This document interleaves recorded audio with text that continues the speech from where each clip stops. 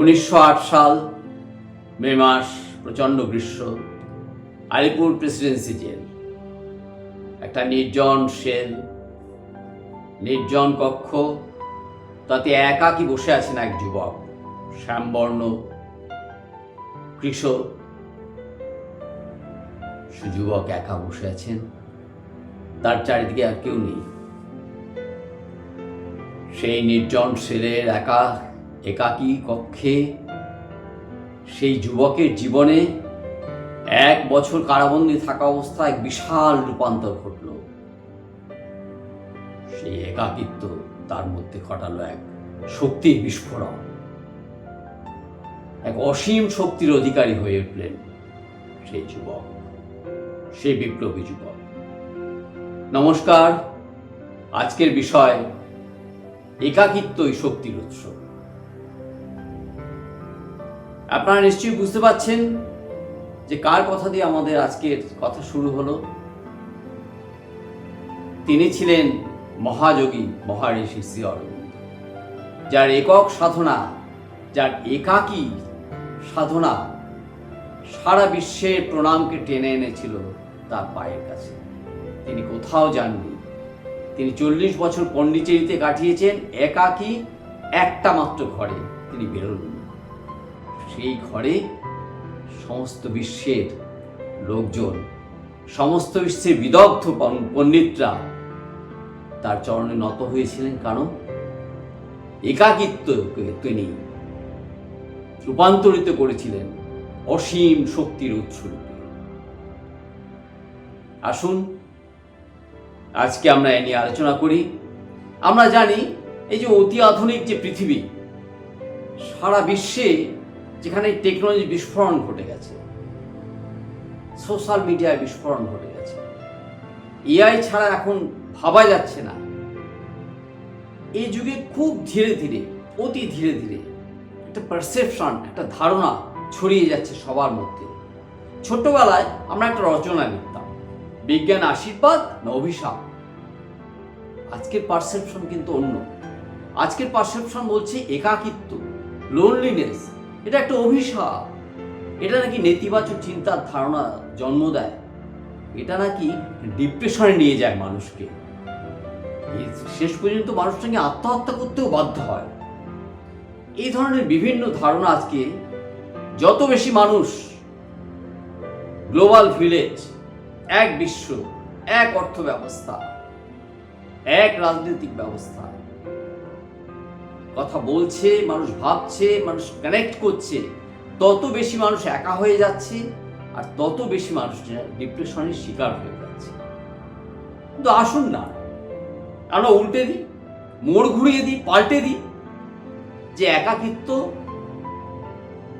কোনো হতাশা নয়, একাকিত্ব কোনো নেতিবাচক ধারণা নয়, একাকিত্ব কোনো ডিপ্রেশনের জন্ম দেয় না। একাকিত্ব অসীম শক্তির উৎস। কিভাবে একটু আলোচনা করে দেখা যাক। ধরুন আপনি অফিস গেছেন, সারাদিন আপনি পরিশ্রম করেছেন, ক্লান্ত শ্রান্ত হয়ে বাড়ি ফিরলেন, খাওয়া দাওয়া করলেন। আপনার তখন কি ইচ্ছা হবে একটু একা বসে অন্ধকার একটা গান শুনি, বা অনেকদিন কিছু লেখেননি, একটু মনের কথা ডায়েরিতে লিখি, অথবা একটা মিউজিক খুব আস্তে চালিয়ে দিই? মনে হবে কিনা বলুন? হবে। কারণ তখন আপনার মন একাকিত্ব চাইছে। কি জন্যে? না কোনো নেতিবাচক, না ইতিবাচক। কারণ ওই যে সময়টা আপনি নিজের সঙ্গে কাটালেন না, ওই সময়টা আপনার পরের দিনের যে শক্তি, সেই শক্তির উৎস হয়ে দাঁড়াবে। কারণ ওই সময়টা একা কাটালে আপনি পরের দিন নতুনভাবে বাঁচার যে আনন্দ, সেটা খুঁজে পাবেন। তাহলে একাকিত্ব কি? একাকিত্ব কোনো নেতিবাচক ধারণা নয়, একাকিত্ব হলো ইতিবাচক ধারণার একটা শুরুই হচ্ছে একাকিত্ব। একাকিত্ব, অনেকে বলে থাকেন যে একাকিত্ব সৃষ্টিকে নষ্ট করে দেয়। না, যত বড় বড় মহাপুরুষদের জীবনী আপনি দেখবেন, তাদের সমস্ত সৃষ্টি হয়েছে তাদের একাকিত্বের মধ্যে। আমাদের রবীন্দ্রনাথকে দেখুন, রবীন্দ্রনাথের কত আত্মীয় বিয়োগ হয়েছে, আমরা হয়তো কেউ ভাবতেই পারবো না যে রবীন্দ্রনাথের কত প্রিয়জন তাকে ছেড়ে চলে গেছে। কিন্তু তার মধ্যেও তার মানে তিনি একা হয়ে গেছেন না, তার মানসিক শক্তি, তার ইচ্ছা শক্তি, ওই তার একাকিত্বকে একটা বিশাল শক্তির আধার বানিয়ে ফেলেছে। তিনি লিখে গেছেন শেষ জীবন পর্যন্ত। তিনি আঁকতে আরম্ভ করলেন কবে? একদম জীবনের শেষ প্রান্তে এসে। আমরা কি ছোটবেলায় আঁকা আরম্ভ করি? তিনি তা করেন। তিনি শেষ প্রান্তে এসে আঁকতে আরম্ভ করলেন এবং তার চিত্রশিল্পী হিসেবে তিনি বিশ্বের তার বড় শিল্পীদের তাক লাগিয়ে দিয়েছেন। তার মূলে আছে কি? না, একাকিত্ব শক্তির উৎস। রবীন্দ্রনাথ আমাদের দেখিয়ে গেছে। আরো বিশাল বিশাল মনীষী যারা আছেন, তাদের প্রত্যেকের জীবনে যারা সৃষ্টিশীল, যারা ক্রিয়েটিভ, যারা ট্যালেন্টেড, যারা জেনিয়াস, একাকিত্ব কিন্তু তাদের একটা আলাদা শক্তি জুগিয়েছে। আচ্ছা, আপনি যখন সোলো অ্যাডভেঞ্চার যান, এখন সোলো অ্যাডভেঞ্চার, সোলো ট্রাভেলিংটা খুব জনপ্রিয় হয়ে উঠেছে। কেন বলুন তো? কারণ ওটা আপনাকে আত্মনির্ভরশীল করে তুলছে, আপনাকে আত্মবিশ্বাসী করে তুলছে যে হ্যাঁ, আপনি একা পারেন। সোলো ট্রাভেল যারা করছে, তারা করতে গিয়ে যেসব বাধা বিপত্তির সম্মুখীন হতেই পারে, তাদেরকে সেই সোলো ট্রাভেলার তার সেগুলো জয় করে এগোচ্ছে। যেমন আগে আমরা জানি সবাই যে স্বামীজি, তখনও স্বামীজি বিবেকানন্দ নাম হয়নি তার, নরেন রামকৃষ্ণদেব দেহত্যাগের পর বেরোলেন সারা ভারতবর্ষ পরিভ্রমণে। সঙ্গে ভক্ত নিয়েছিলেন, সঙ্গে অনেক গুরু ভাই নিয়েছিলেন না, একা এক অপর দক্ষিণ সন্ন্যাসী সারা ভারতবর্ষ ঘুরলেন। একাই কিন্তু তিনি দেখিয়ে দিলেন যে একার মধ্যেও শক্তি আছে। কিন্তু বলে গেছেন, আমরা জানি যে একা যে মানুষ, সেই মানুষ তার ভেতরকার যে অদম্য শক্তি আছে, সেই শক্তিকে যদি জাগাতে পারে, তাহলে পৃথিবীতে এমন কোনো কাজ নেই যা সে করতে পারবে না, এমন কোনো সাফল্য নেই যা তার করায়ত্ত হবে না। তো একাকিত্ব আশীর্বাদ, অভিশাপ নয়। একাকিত্ব অনন্ত শক্তির উৎস। আমাদের শুধু ভাবনাটাকে পাল্টে দিতে হবে, আমাদের শুধু চিন্তাটাকে মোড় ঘুরিয়ে দিতে হবে যে একাকিত্ব কোনো নেতিবাচক দৃষ্টিভঙ্গি নয়। কিভাবে করবেন? দুটো জিনিস আলোচনা হলো, আরো আলোচনা করা যায়। আমরা একটা খুব সুন্দর ইংরেজি একটা প্রবাদ আছে, idol brain is the Devil's workshop, মানে অলস মস্তিষ্ক শয়তানের কারখানা। এখানে শয়তানের কারখানা বোঝাচ্ছে যে মস্তিষ্ক যদি অলস থাকে, দুশ্চিন্তা, কুচিন্তা, একটা আতঙ্ক, একটা সবসময় একটা যেন মানে অস্থির ভাব, অ্যাংজাইটি, স্ট্রেস আমাদের গ্রাস করে। এটা একা থাকার ফলে হয়, অবশ্যই হয়। কিন্তু যদি আমরা একা, কিন্তু আমরা যদি কাজের মধ্যে থাকি, কাজের মধ্যে যখন থাকবো, তখন কিন্তু কোনো কিছুই আমাদের গ্রাস করতে পারবে না। অর্থাৎ একাকিত্ব কর্মে নিয়োজিত করতে হবে, একা কর্মে নিয়োজিত করতে হবে। রবীন্দ্রনাথের অসাধারণ গান তো আছে, আপনারা জানেন, যদি ডাক শুনে কেউ না আসে তবে একলা চলো, একলা চলো, একলা চলো, একলা চলো। কেন এই ডাক, কেন এই গান রবীন্দ্রনাথ লিখেছিলেন? যে আমরা একা ভয় পাই, তো না, ভয়ের কিছু নেই, একাই আমরা চলতে পারি। আমরা যদি মনে করি, আমরা যদি স্থির করে নিই যে আমি আমার লক্ষ্য অর্জন করার জন্যে আমি একা পথ চলবো, তখন আমি হয়ে উঠবো সে অনন্ত শক্তির উৎস। সেখানেই আমরা সাফল্য আয়ত্ত করব। একাকিত্ব কোনো নেতিবাচক দৃষ্টিভঙ্গি নয়, একাকিত্ব হলো শক্তির উৎস। একাকিত্বকে আমাদের যে ধারণা আছে, সেই ধারণা থেকে বেরিয়ে আনতে হবে। নিজেদেরকে বার করতে হবে একাকিত্ব।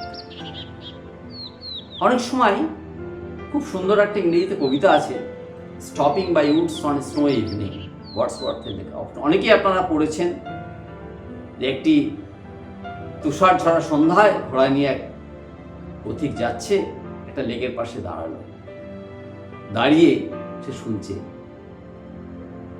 ঝিরঝির করে তুষার পড়ছে, পাতার মর্মর, ঘোড়ার ঘণ্টার ধ্বনি। আর সেই ওয়ার্ডসওয়ার্থ নিজেই হয়তো অবাক হয়ে তার প্রকৃতির সেই শোভা দেখছেন, একাকী দেখছেন। এখানে কিন্তু প্রকৃতির শোভা দেখার জন্যে একাকিত্বের প্রয়োজন ছিল, কারণ ওই প্রকৃতির যে শোভা, ওই শোভা তার মধ্যে সৃষ্টিশীল কবিত্বে জন্ম দিচ্ছে, এই জন্য একাকিত্ব। যত সৃষ্টিশীল মানুষ, একাকিত্ব তাকে তত বেশি আরো সৃষ্টিশীল করে তোলে। যেমন দেখুন, একাকিত্ব কিন্তু এমন একটা ধারণা, আমরা ভাবি একাকিত্বটা হয়তো ফিজিক্যাল, না, এটা একটা মেন্টাল ধারণা। অনেকে অনেক লোকের মাঝখানেও একা থাকে, আবার অনেকে কেউ নেই, সেখানেও কিন্তু সে একা, মানে নিঃসঙ্গতা তাকে গ্রাস করে না। কিভাবে হয়? অনেকের মনে হয় আমি একা আছি। বাবা, একা থাকা ভয় লাগে। যদি কিছু হয়, যদি কিছু শরীর খারাপ হয়ে যায়, যদি কিছু মন খারাপ হয়ে যায়, যদি কিছু না পারি, না, এখানটাই আমাদের ভাবনার ভুল। এই ভাবনায় আমাদের আঘাত করতে হবে। আমাদের মনে রাখতে হবে, আমাদের যোগীরা একটা জিনিস খুব সুন্দর শিখিয়ে দিয়ে গেছে, যে যোগীরা মনে করতেন যে অনেক ভিড়ের মধ্যে দিয়ে যিনি যোগী, যে সাধক পুরুষ, যিনি যোগ সিদ্ধ হয়েছে, তিনি যখন যান অজস্র জনকরণের মধ্যেও তিনি একা না। এটা তার নিঃসঙ্গতা নয়, এটা ইতিবাচক দৃষ্টিভঙ্গি। তিনি তার লক্ষ্যে অবিচল। আবার যখন তিনি বসে আছেন একা ঘরে বা গুহায় বা ধ্যান করছেন, তখন কিন্তু সমগ্র বিশ্বের মধ্যে তিনি আছেন, বা তার ভাবনা হয়ে যাচ্ছে যে বিশ্ব চেতনা বা বিশ্ব প্রকৃতি, সবার সাথে তিনি একত্ব বোধ করছেন। তিনি সব সময় তার এই একাকিত্ব থেকে একটি ইতিবাচক লক্ষ্যের দিকে অগ্রসর হচ্ছেন। এইখানেই তার সাফল্য। আমাদের ভারতবর্ষে যোগকে শ্রেষ্ঠ স্থান দিয়েছে কেন? কারণ যোগ একাকিত্ব থেকে মানুষকে বার করে আনে। যে একাকিত্ব একটা আধুনিক কালে একটা মেন্টাল ডিজিজে পরিণত হয়েছে, সেটা থেকে কিন্তু মানুষ বেরিয়ে আসছে, বেরিয়ে আসতে পারে। মানুষের মধ্যে সেই শক্তি আছে, যার জন্যে গীতায় ভগবান একটি অধ্যায় শুধু লিখেছিলেন কর্মযোগ নিয়ে। কর্মযোগ একাকিত্বের যে নেতিবাচক ধারণা, যেটি নিঃসঙ্গতা বলা যায়, তার থেকে টেনে বার করে আনে মানুষকে। একা অর্জুন তাকে যুদ্ধ করতে উদ্দীপ্ত করেছিলেন, প্রণোদিত করেছিলেন, উৎসাহিত করেছিলেন শ্রীকৃষ্ণ। সে যুদ্ধের ফল আমরা জানি। সেই জন্যে একাকিত্ব একাকিত্ব বলে যে ধারণা আজকে আসছে, যে ধারণায় একটা ডিপ্রেশনের একটা দৃষ্টিভঙ্গির সঙ্গে জুড়ে দেওয়ার চেষ্টা হচ্ছে, সেটা একদম ভুল। আসুন একাকিত্বকে অনুভব করি, একাকিত্বের আনন্দটা নিতে শিখি। কারণ একাকিত্ব আমার স্বজন, একাকিত্ব মানে আমার সঙ্গে আমার কথা বলা, আমার বন্ধু আমি, এই ভাবটা আমার মনের মধ্যে পোষণ করা, আমার ভেতরে নিজেকে জানা, নিজেকে বোঝা, নিজে কি চাই, এটাকে আরো সুন্দরভাবে বিশ্লেষণ করার যে সময়, সেটা কিন্তু একাকিত্বেই হয়। সেটা পাঁচজনের সঙ্গে গল্প করতে করতে হয় না, আড্ডা মারতে মারতে হয় না, ঘুরতে ঘুরতে হয় না, সেটা কিন্তু একাই হয়। অতএব আসুন একাকিত্বকে অনুভব করুন, একাকিত্ব উপভোগ করুন, একাকিত্বকে সাফল্যের চাবিকাঠি হিসেবে নিজের মনকে প্রস্তুত করুন। ধন্যবাদ, নমস্কার।